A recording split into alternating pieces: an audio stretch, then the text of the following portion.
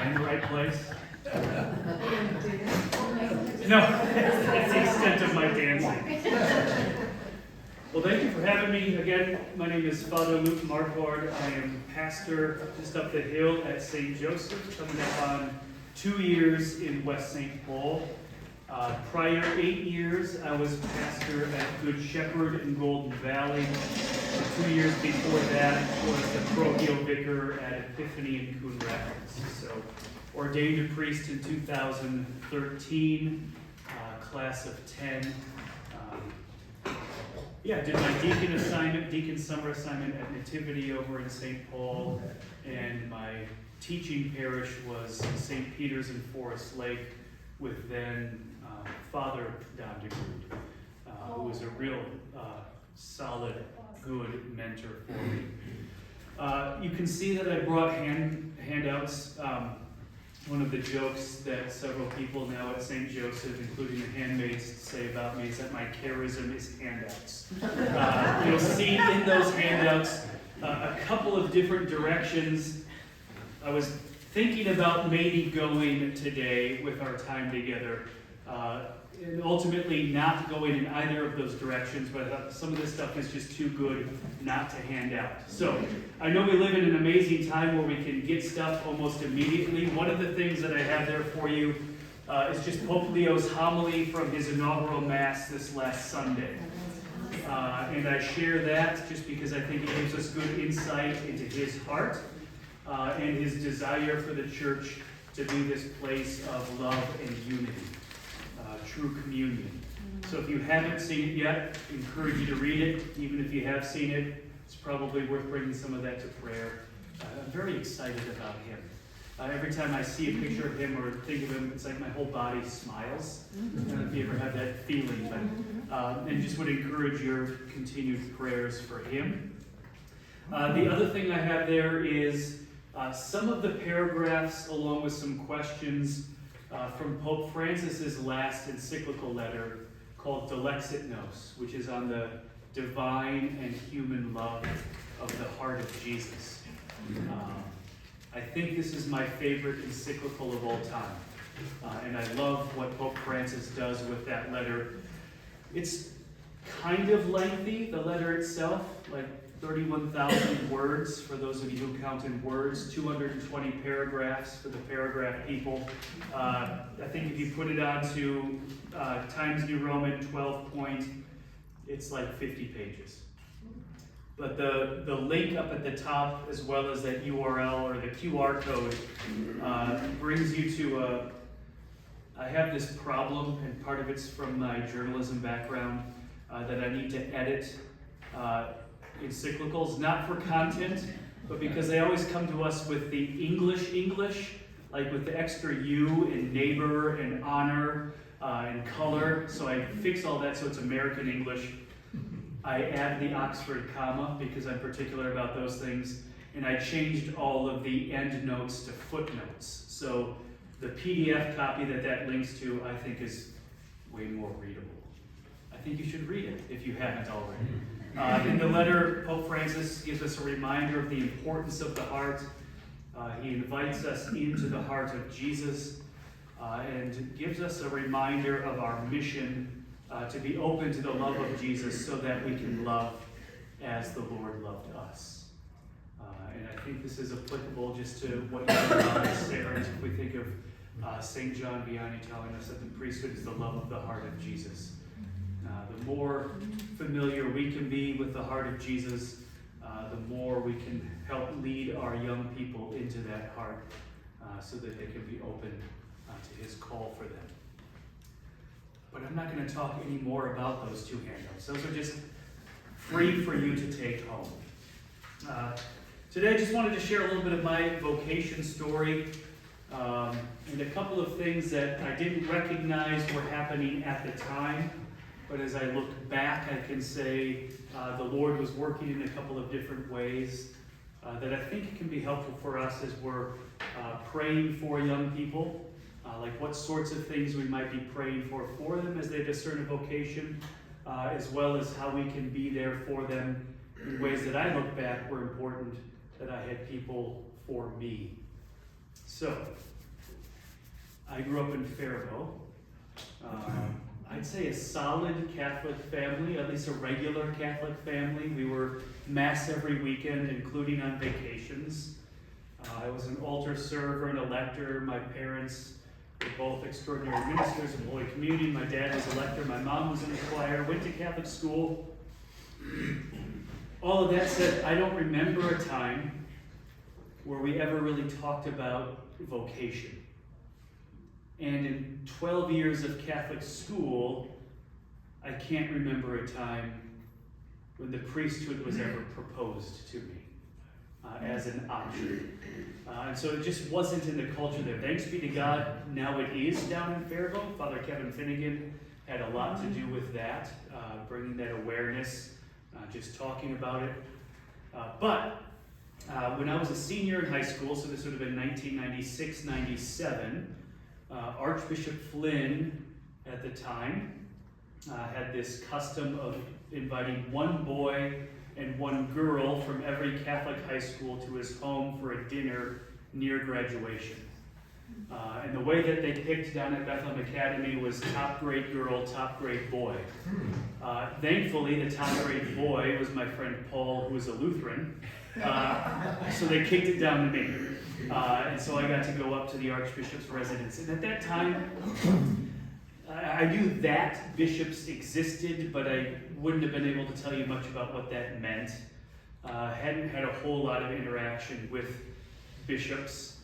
Wasn't really aware much of the church outside of our parish. But when we got there that night, Archbishop Flynn was at the door and he would greet everybody. And he said, "You remind me of a priest I know from New York." And I thought, okay, that's great, where's the spaghetti? Had a lovely time there. About 2 weeks later in the mail, I got a letter from Archbishop Flynn. First, thanking me for coming to his house for dinner, which is a little odd but also lovely. And then he said, "I've included some pictures of my friend from New York, the priest. This is what you're going to look like when you're older, I may as well tell you." Oh my goodness. And I thought, oh crap. That means I'm going to look like a priest when I'm older. And it was this weird sort of thing where at the same time it didn't make any sense to me, and I knew it was exactly right. It didn't make any sense to me. I had already chosen where I was going to go and study undergrad. Was in a terrible rock band and wanted to sort of be a rock star. Was dating a girl at the time, hadn't ever thought about the priesthood, so like none of that made sense to me, but at the same time, I just knew that's where I'm heading. And I couldn't explain it. But I spent about the next 10 years running away from that idea. And always sort of along the way thinking that I knew better. So I went down to Butler University in Indianapolis for undergrad. Started as an English major, ended as a journalism major. So studied public relations and advertising and news writing and that sort of thing. Had a fine time. It was one of the things I noticed during my time away at college was when I made my first real, I'd call it personal or intentional choice to be Catholic. I'd say within the first 3 months of my time there, I didn't have to go to church anymore. And so sometimes I didn't. But it only took about 3 months before I realized I wanted to. And thankfully there was a Newman Center on campus, and then later found a parish to call my own.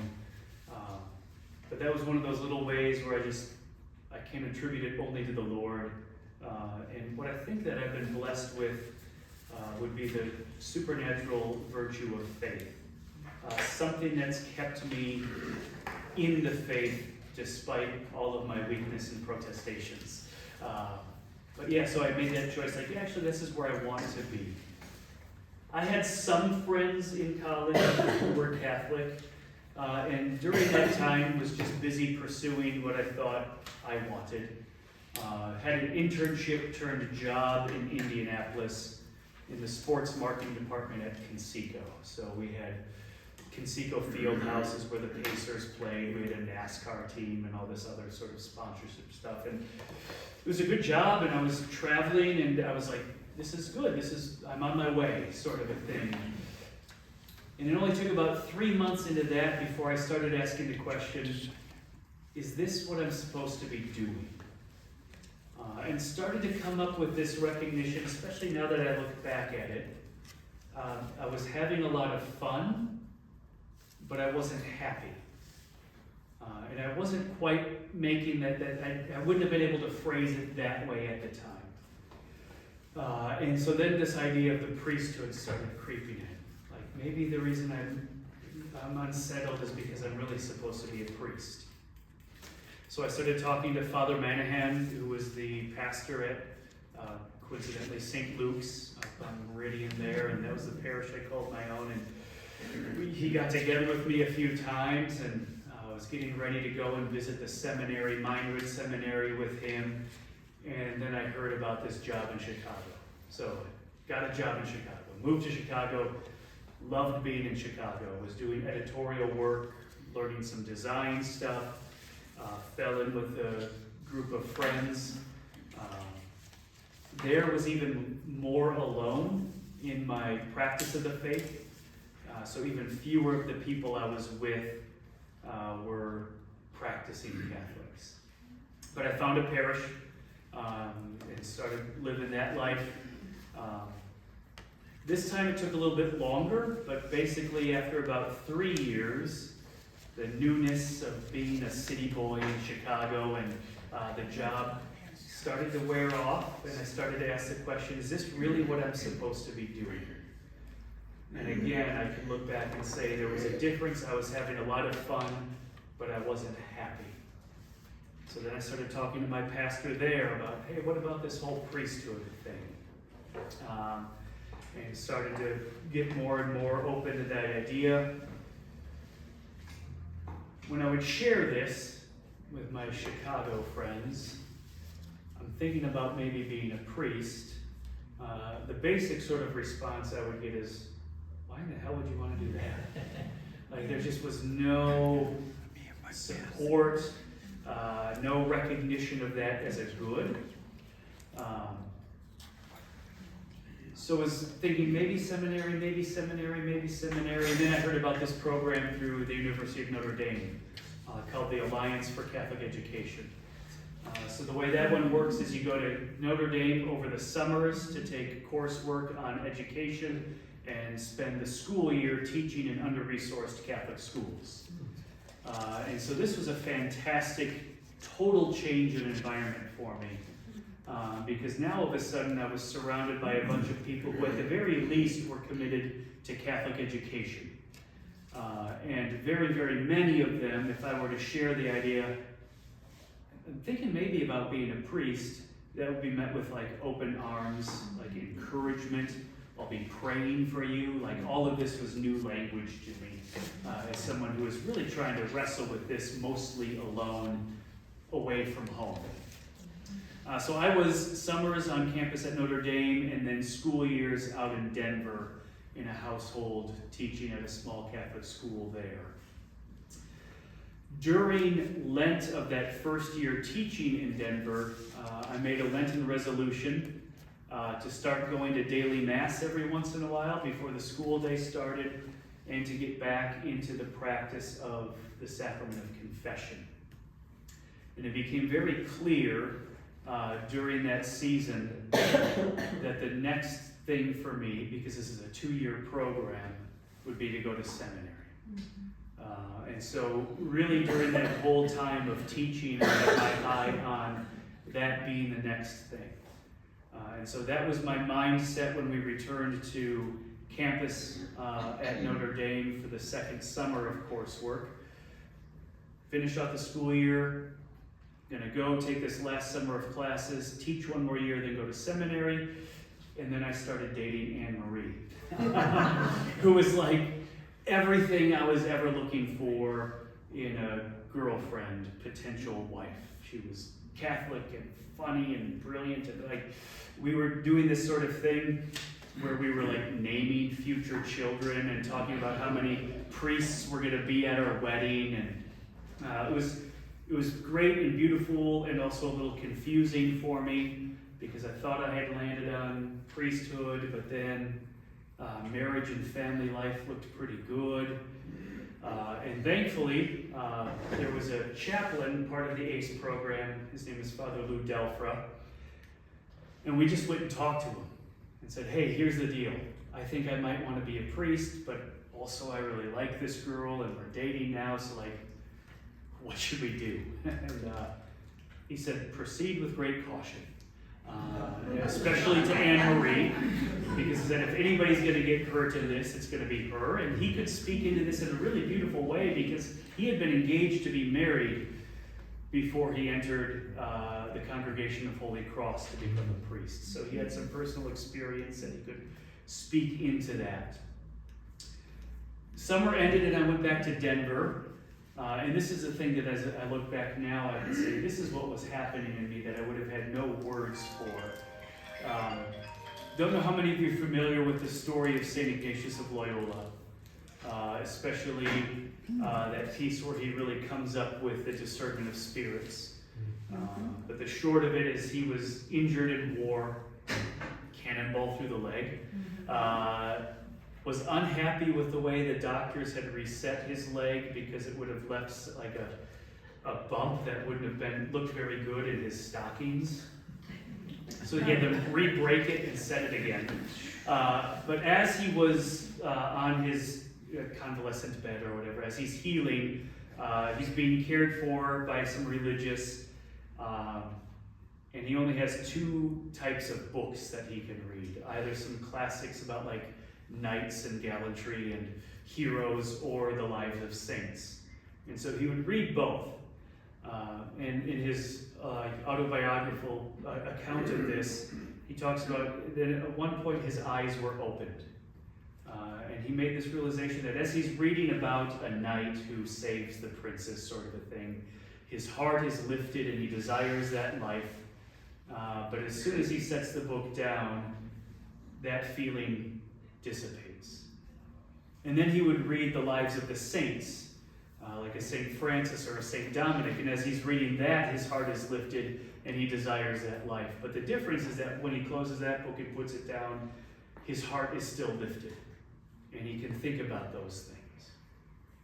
I was doing my own little version of this, not knowing his story in Denver, which is when I would be like talking to Anne-Marie on the phone, or when we would see each other, my heart would be lifted, and that idea of being a husband and father was attractive to me. But as soon as she was distant or the phone call ended, I couldn't bring myself to want that. And it was very frustrating to me because I'm like, I don't know what's going on here. I'm not at ease with the idea of being a husband and father when I'm not in her presence. Meanwhile, when I would go to Mass and see the priest, my heart would be lifted and I could see myself in that role. But then also outside of Mass, when I brought that to my imagination, my heart would be still lifted and I could still see that. So there's a little bit of like a discernment of the heart happening there without my having the words for it. We were back at Notre Dame, and when we were there, we would have masses in these little dorm chapels, no bigger than this room. And there's one moment that I placed significance on this moment. Whether it was really significant, I'm not sure, but the way it worked out is I would have been about here. If this was the altar, Father Lou was here, and Anne-Marie was here. And we were praying the Our Father. And during the Our Father, I'm like, oh, the sign of peace is next. And like, whichever way I go is the vocation that I'm going to have. And so the Our Father ends, and Father Lou says, peace of the Lord be with you always, but let's offer each other the sign of peace. And he turns to me, grabs my hand, and sort of pulls me over and says, it looks pretty good from this side, doesn't it? So I dumped her right away. And so then so through these experiences, it just became clear I need to give this whole priesthood thing a fair shot.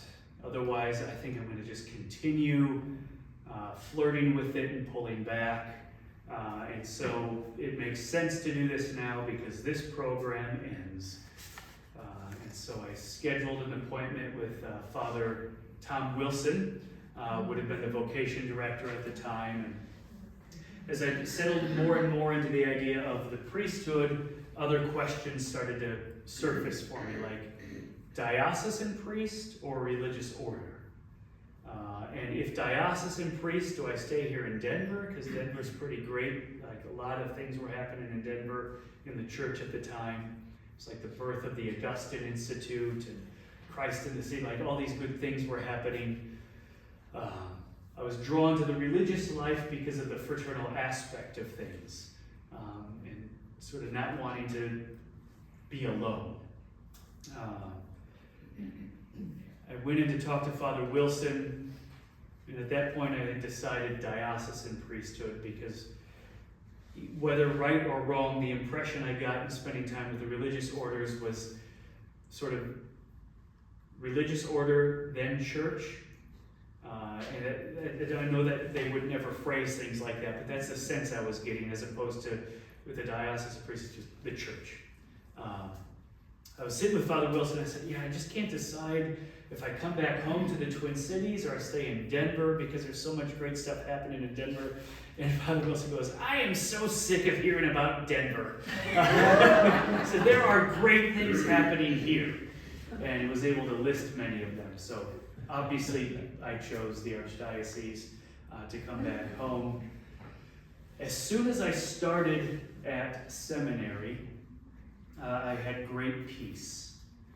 And I remember even telling some of my friends about this, that I said, I'm not having nearly as much fun as I used to, but I'm happy. And that, coming to that recognition, I think was enormous for me, and just saying yes to the vocation. And my thought at the time was, this is good, and I'm going to stay with it as long as it's good. And it's been good ever since I started. Now there's an addendum to all of this that I think is also important with some of the takeaways, if you will. I came home during my time at Butler to Faribault sometime around 1999, 2000. Father Finnegan would have been new-ish in Faribault at the time. And so we went into Mass, and the way that Immaculate Conception was set up, terrible design, was that one of the ways into the church was through the sacristy. So if you weren't using, especially if you needed the ramp, so you're either going into the back of the church up all these stairs, or you were coming through the sacristy into the church. So we were going through the sacristy to church, and my dad said, Father Kevin, this is my son Luke, he should be a priest. And Father Kevin latched onto that in a really beautiful way. And so he just served as a resource for me. Like every time I was home from wherever I was living at the time, he'd invite me into his life.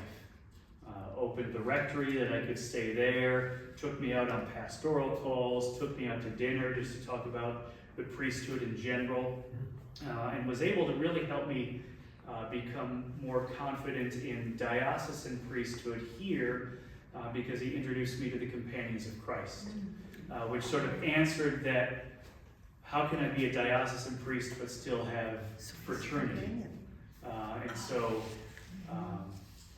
so from the very beginning of my time in seminary, I started also formation with the Companions of Christ, and have been with them, with the exception of about a year I took off during seminary, and then quickly realized, nope, this is what I need for myself, to be with brothers and have that life. So now I'm coming up on 12 years of priest, and it's been beautiful ever since.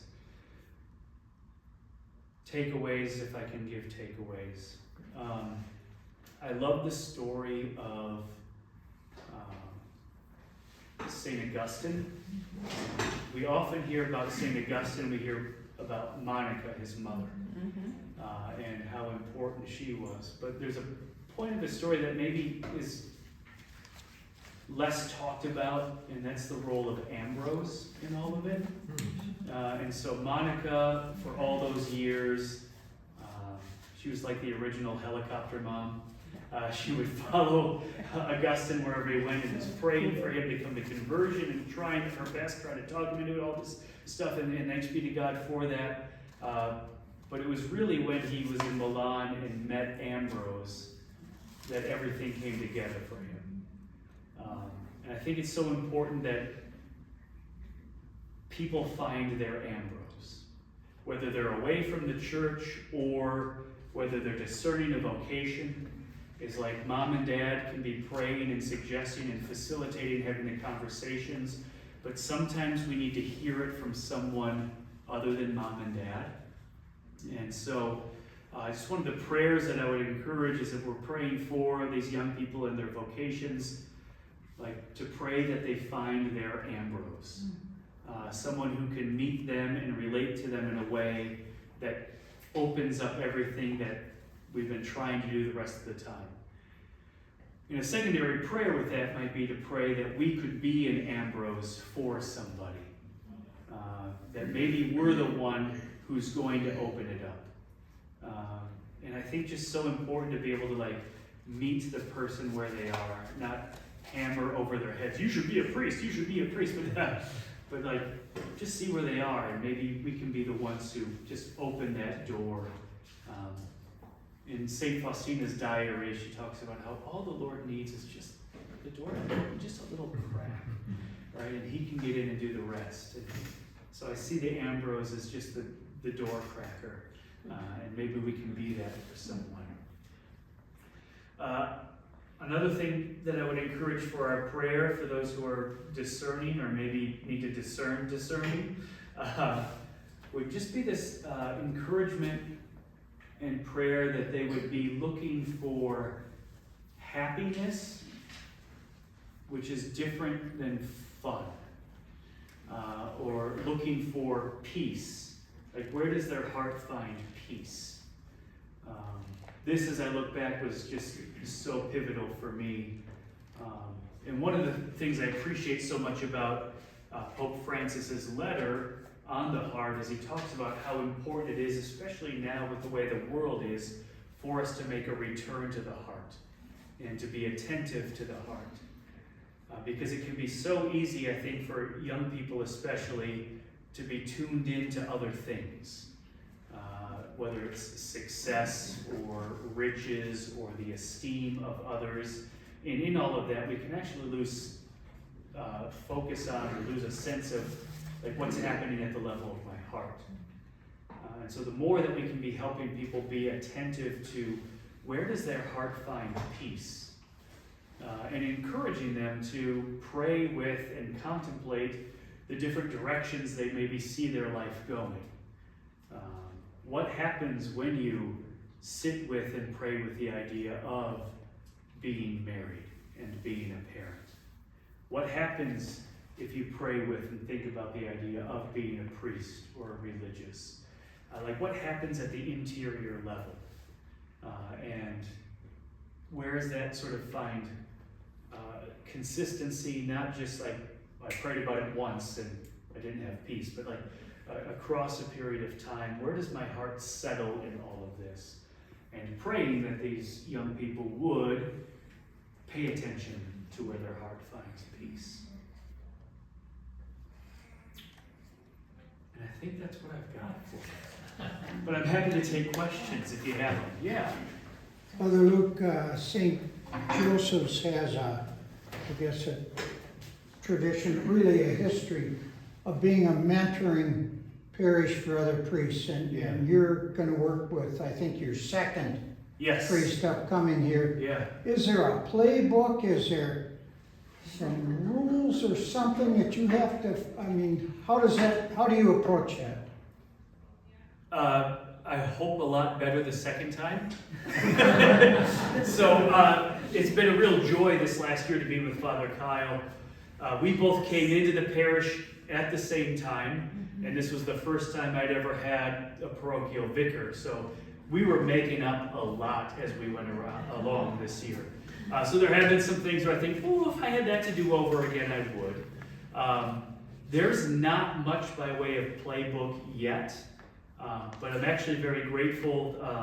About a year ago, a little more, the Archbishop and Father Taphorn put out an invitation to some priests to be part of a new program through the Seminary Formation Council, specifically related to, I don't know how much you're aware of some of the changes in the way that formation is happening, especially as it relates to transitional deacons. But the new document on priestly formation calls for a period of what's called vocational synthesis. And so it's basically more time as a transitional deacon prior to priesthood ordination, more time that's outside of the seminary. And so, which I think is very good. The problem is that it means there's going to be a need for a whole bunch more formators who haven't spent any time learning how to be formators. And so the Seminary Formation Council has put together this program to teach pastors how to be good mentors to the transitional deacons. That's all great, but what's even better, I think, for me, is that this has also been really good. I've been to 2 sessions so far. 3 sessions so far. It'll be a total of 6. It's very applicable for being a priest with a parochial vicar. So I'm learning by way of that, just things that I could be doing better and things that we could be doing better, so that I'm helping this newer priest become ready to be a pastor someday. So there's some stuff that's happening, but not something that everybody gets. And I think it is a little bit of a weak point just in formation in general.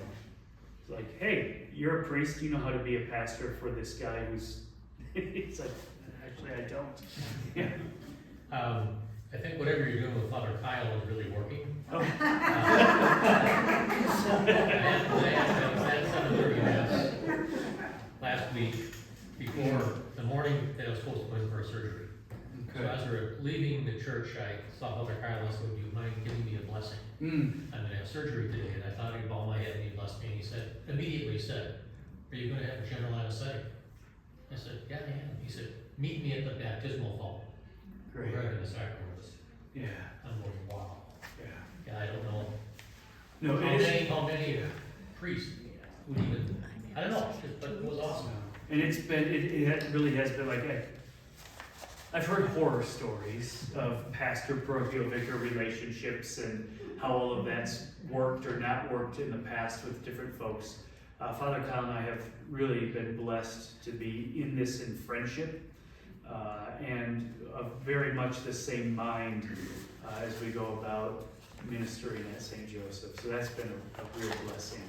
And I have a lot of hope based on even what I've seen changing in the seminary since I left 11, 12 years ago.